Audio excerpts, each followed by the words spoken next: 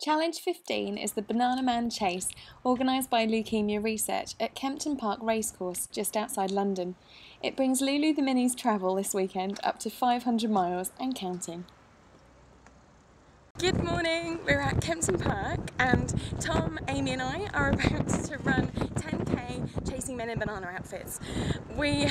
Tom and I are kind of running on emergency power, I think, because we finished the Pirate Rampage last night at about 9:30 and then we had a delightful 4-hour journey home and then another hour's journey this morning.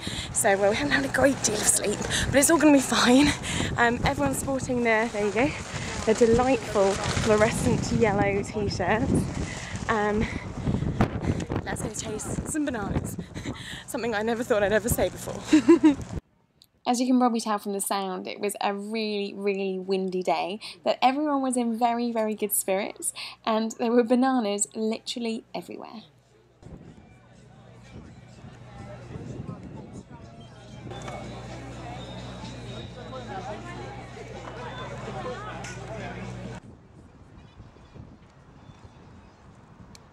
There were 600 people of all ages running the 10-kilometre race, and everyone was wearing one of these very fetching fluorescent yellow t-shirts.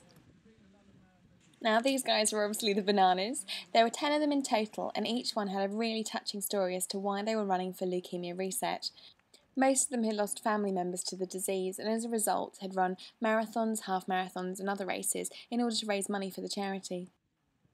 The bananas would start running 5 minutes before us, and the aim was to catch as many of them as possible.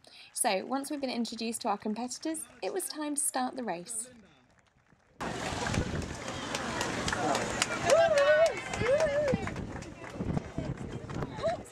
The route took us twice round a 5-kilometre loop all the way around the race course.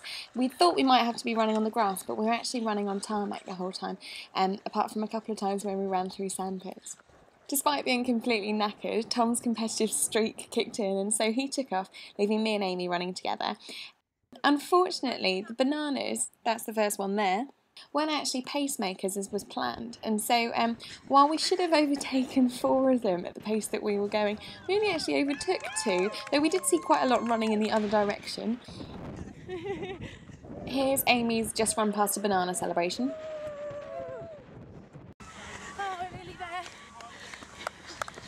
Here's our final 100 metres. The great thing about 10k is that it's a really accessible distance, so if you haven't done a lot of running, then it's quite a nice thing to work up to. It's about 6.5 miles. Now also, the great thing is that there are so many events like this around the country which are really good fun and a really nice day out, and quite a fun way of running that distance. Alternatively, if you already do a lot of running, then this would be the perfect opportunity to try something different, like running backwards. I know that that's a challenge that Amy's quite keen to try next.